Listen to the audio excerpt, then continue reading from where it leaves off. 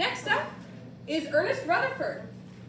Ernest, remember how I said that J.J. Thomson had 7 students that won Nobel Prizes?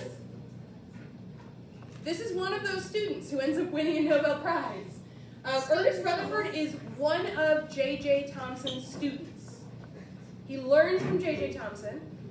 He's working with this plum pudding model of the atom, and he's trying to prove J.J. Thomson right. So he's trying to prove that the plum pudding model of the atom is correct and accurate. Now, spoilers, the plum pudding model of the atom is not correct, it is not accurate, and so this attempt to prove it is not going to go the way that Ernest Rutherford thinks it will. He has this idea for an experiment to prove that atoms are this, ball of positively charged goop with electrons studded through. You're not going to have time to write down everything on this slide, and that's okay. So his idea for proving this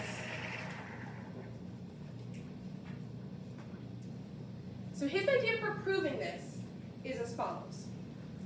He thinks that the atoms are this generally positive goop. What happens when you bring a positive side of a magnet next to a positive side of another magnet? They just go apart. Yeah, they repel each other. So he says, okay, I'm going to fire positively charged particles at atoms, and I should see these positively charged particles bounce off. So first he needs to have some atoms to fire these positively charged particles at. He takes a bit of gold, and he rolls it out into an ultra-thin sheet of gold. One of the cool things about gold as an element is it's absurdly malleable. It's really easy to get it out into a really, really thin piece. You've probably seen buildings that are that have gold covering their steeples or things like that. You would think that that's really expensive. It's actually not that expensive. How many of you have ever been to a panning for gold place where they have those souvenir vials full of little flakes of gold? And you look in there and you're like, oh, there's none of you have ever gone to a gold panning place? Okay. All right, here we go. We have a few. If you look at those vials, it looks like they're full of gold. It's like, oh, there's so many little flakes of gold in here. But the truth is that those flakes are so thin that there's basically no gold in those vials, right? There's really nothing there. It's just that it's very, very easy to roll gold out into a super, super thin sheet. So he takes gold and he rolls it out into a sheet of foil that's literally 1 atom thick. So an absurdly thin sheet of gold. So now he's got this gold foil. That's going to be what he fires these positively charged particles. They're called alpha particles. He's going to fire these positively charged particles at this sheet of gold. Now remember, he believes in the plum pudding model. So he thinks that the atoms themselves are made of this positive goop and the electrons are kind of stuck on the inside. So if you fire a positively charged particle at this positive plum pudding atom, it should bounce right off. He has a sheet of material that will glow when an alpha particle, these positively charged particles, hits it. And he's sort of wrapped that around his experiment. So he's firing these positively charged particles at his gold foil, and he can see where the particles end up. He thinks, his hypothesis, is that because the atom is a plum pudding model atom that's positively charged, when these positively charged particles hit the positively charged outside of the atom, they should all bounce off, and he should see this portion of that sheet, that detector sheet, light up. So this is where things should light up, and basically nothing should get through.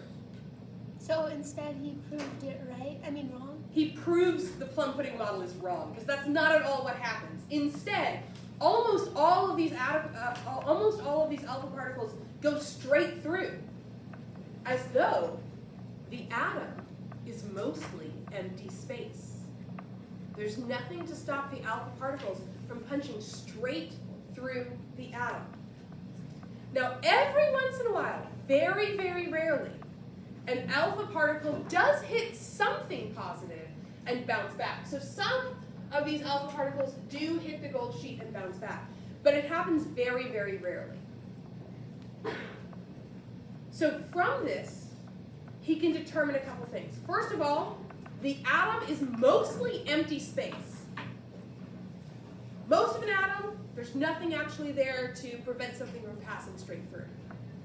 But there does exist a really, really small portion of the atom that has a positive charge.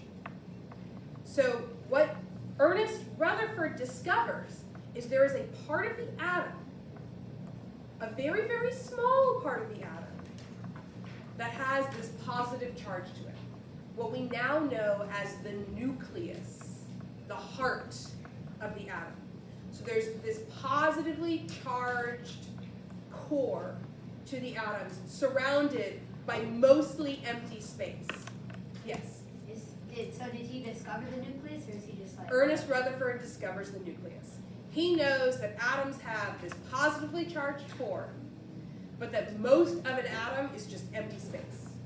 If you imagine a football field as being the size, like an atom is the size of a football field, imagine that. The nucleus would be the size of a marble on the 50-yard line. So it's really a tiny, tiny portion of the atom that is positive. Very few of these alpha particles bounce off, but some of them do. Emily? I have no idea what the answer to that question is. Shep? So he proved J.J. Thomson wrong on accident. Yeah, he set out to prove J.J. Thomson correct. Instead, he proves J.J. Thomson wrong and has to come up with his own new model of the atom. Right? So now we have what we call the nuclear model.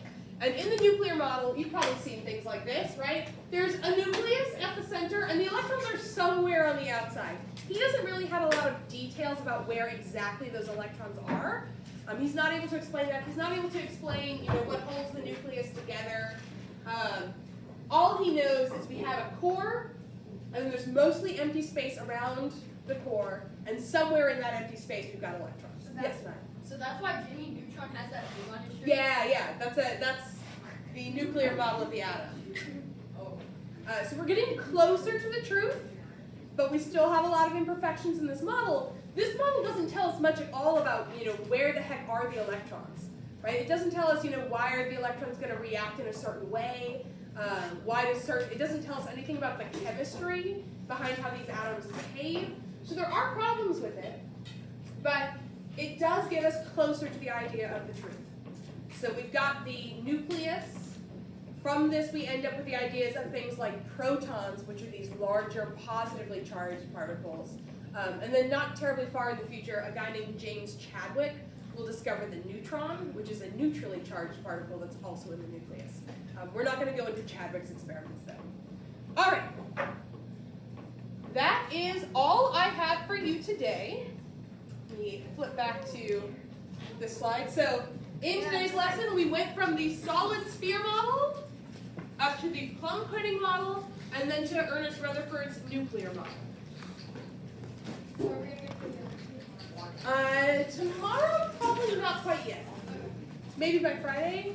Either Friday or like Monday/Tuesday we'll get to the last one. All right, folks. You can go ahead and pack up your things.